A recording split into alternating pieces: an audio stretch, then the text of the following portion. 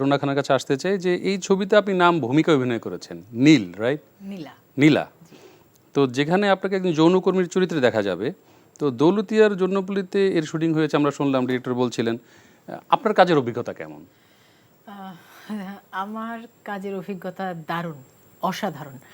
দৌলতিয়াতে যেটা হয়, আমি যেহেতু একজন পেশাদার ও মানে অভিনয় কর্মী, তো কাজের সুবাদে আমার আসলে দেশের অনেক জায়গায় যাওয়া হয়েছে, শুটিং করা হয়েছে, কিন্তু দৌলতিয়াতে আমার আগে কখনো যাওয়া হয়নি। আমি প্রথম গেলাম শুটিংয়ের জন্য।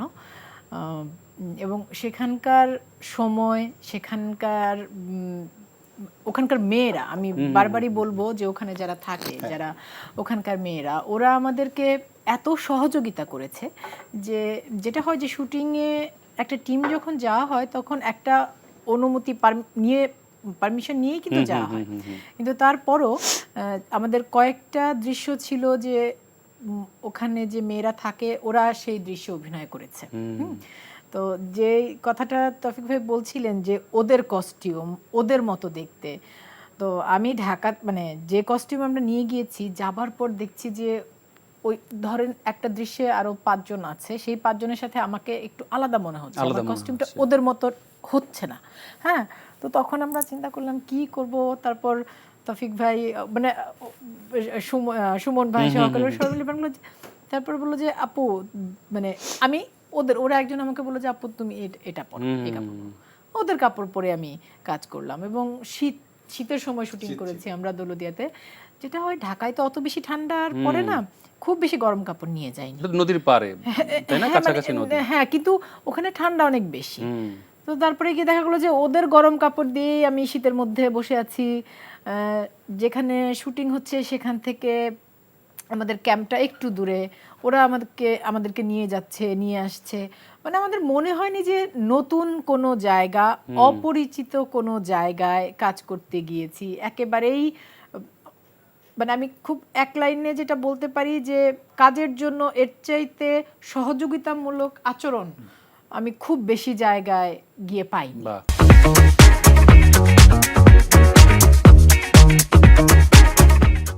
খুবই ভালো, মানে ন্যাচারাল রিসোর্স থেকেই মানে যা নেওয়া যায় আর যতটুকু নেওয়া যায়। তো আমি একটু ডিরেক্টরের কাছে আসতে চাই যে আপনার শুরুটা হয়েছিল যে একটি আপনার নাটক নির্মাণের মধ্য দিয়ে, এবং সেটা এনটিভিতে মানে প্রচার হয়েছিল, আমার মনে আছে এখনো। মেহজাবিন চৌধুরী অভিনীত সেই নাটকের নাম ছিল, আমি যদি ভুল না করি, অনামিকার নীল উপাধ্যায়। তো ছবির পরিকল্পনা করলেন কবে? আচ্ছা, যেটি হচ্ছে যে আমি আসলে দেশের বাইরে দীর্ঘদিন ছিলাম। এনটিভিতে আমার নাটক গিয়েছে প্রথম, দ্যাটস ট্রু, 2018।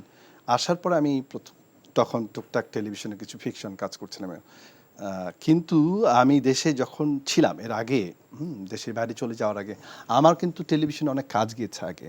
আচ্ছা।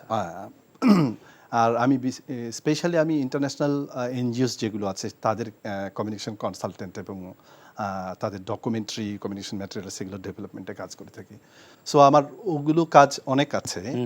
আর টেলিভিশনে ফিকশন যদি বলা যায়, সেই অর্থে আমার টেলিভিশনে প্রথম ফিকশন দ্যাট ওয়াজ অনামিকা নীল উপাধ্যায়, যেটা আমার মনে হয় আপনিও দেখেছেন। জি। তো এগুলো তথ্যচিত্র ছাড়া অসংখ্য তথ্যচিত্র আছে, সরকারি বেসরকারি ইন্টারন্যাশনাল সেগুলো, এবং টেলিভিশন ফিকশন ছাড়া আমি কিন্তু এই যে ব্রোথেলের কথা বলছি, ব্রোথেলে basically I did some research, আমার কিছু রিসার্চের কাজ ছিল। তো প্রথম রিসার্চের কাজ নিয়ে আমি প্রথমে একটা শর্ট ফিল্ম করি, 15 মিনিটস। তো সেইটা ইন্টারন্যাশনালি বেশ কয়েক জায়গায় গিয়েছে, আমি নিজেও গিয়েছি, ইয়েতে অ্যাওয়ার্ডও কিছু পেয়েছি। সেটা বিষয় না, আমার ইচ্ছা ছিল ওদের স্টোরিগুলো বলার ধরনগুলো আর কি। তখন সেইটা করার পরে আমার মনে হয় যে আসলে আরেকটা গল্প করা যায় কিনা। হ্যাঁ, তো সেই জায়গা থেকে, এবং আমি আসলে বড় কোনো প্রডিউসারের কথা চিন্তা করি নাই।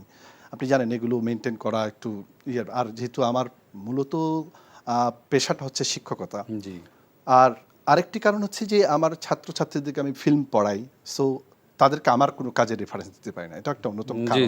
হ্যাঁ, তো সেইখান থেকে আসলে পরে এই গল্পটাতে আমি নিজে প্রডিউস করি, হেল্প নেই বন্ধু ফ্যামিলি থেকে। এই জায়গা থেকে এই চলচ্চিত্রটির আসলে এগিয়ে যাওয়া। আপনার কাছে ছোট একটা প্রশ্ন আছে আমার, আমি এটা করতেই চাইবো যে এই যে যাদেরকে নিয়ে গল্প বা যাদের কথা ভেবে আপনি এমন একটি চলচ্চিত্র এবং আপনার জীবনের প্রথম চলচ্চিত্রে আপনি হাত দিলেন, তো সেই যৌনকর্মীদের কি দেখার সৌভাগ্য হয়েছে এই ছবিটি, বা তাদের জন্য কি আপনার কোনো ভাবনা আছে? এখনো আছে, আরো অনেকগুলো গল্প আমার কাছে আছে ইনফ্যাক্ট। না, আমি এই ছবিটির কথা বলছি। হ্যাঁ, যে এই ছবিটি মানে তারা দেখবে, মানে যাদেরকে নিয়ে গল্পটা হলো। আমার সাথে যোগাযোগ করেছে ওখানে সবসময়, আমার দুটো ফিল্মেই যারা আমাকে আসলে ফ্যাসিলিটেট করেছে ওই জায়গাটায়, তো কয়েকজন আসলে দেখতে চেয়েছে। আর টু বি অনেস্ট যেটি হচ্ছে সে এক্স্যাক্টলি যারা ওখানে সেক্স ওয়ার্কার হিসেবে কাজ করে তাদেরকে একদম সিনে নিয়ে আসা যায়নি। হ্যাঁ, তাদের হয়তো আমি কিছু কিছু হয়তো ফুটেজ ব্যবহার করতে পেরেছি ন্যাচারালি, এবং হয়েছে কি এগুলো চুরি করে নিতে হয় টু বি অনেস্ট। হ্যাঁ, কারণ হতেছে এখন তো আর অনেক স্ট্রিক্ট, ক্যামেরা কোনোভাবে ক্যামেরা করলেই চলে যায়, খুবই স্বাভাবিক, তারা আসলে চায় না। আর আমাদের শুটিং টাইমগুলো ছিল রাতে, যেই যে এই যে গলি পথ বা এগুলোতে, এবং রাতে আসলে ওই সময়গুলোতে একটু জমজমাট থাকে।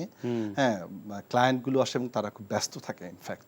তো এত কিছুর মধ্যেও ওখানকার যে লোক আমাদেরকে কোঅপারেট করেছে এবং তারা জানে যেরকম একটা গল্প হচ্ছে, সেই জায়গা থেকে যে আমরা একটা ঘর নিয়ে আমাদেরকে যেভাবে কাজ দিচ্ছে, ইনফ্যাক্ট যারা রুমগুলো ছেড়ে দিয়েছে তাদেরকে আমার একটা আর্থিক দিতে হয়েছে, কারণ তার তো ওই কাজ আর কি, কাজ, প্রফেশন, সব কিছু মিলিয়ে আমার আসলে অনেকগুলো গল্প আছে। এবং তাদের আমি সবসময় আমার আগের ফিল্মটাও আমি ডেডিকেট করেছি, এটাও কাইন্ড অফ তাদের প্রতি ডেডিকেশন। এবং আমি একটি কথা বলতে চাই যে আমি আসলে আন্ডার প্রিভিলেজড, মার্জিনালাইজড যারা আর কি, তৃণমূল যারা আসলে সবসময় সুবিধা বঞ্চিত, অধিকার বঞ্চিত, সেই মানুষগুলোর গল্প বলতে পছন্দ করি, চেষ্টা করি সব সময়।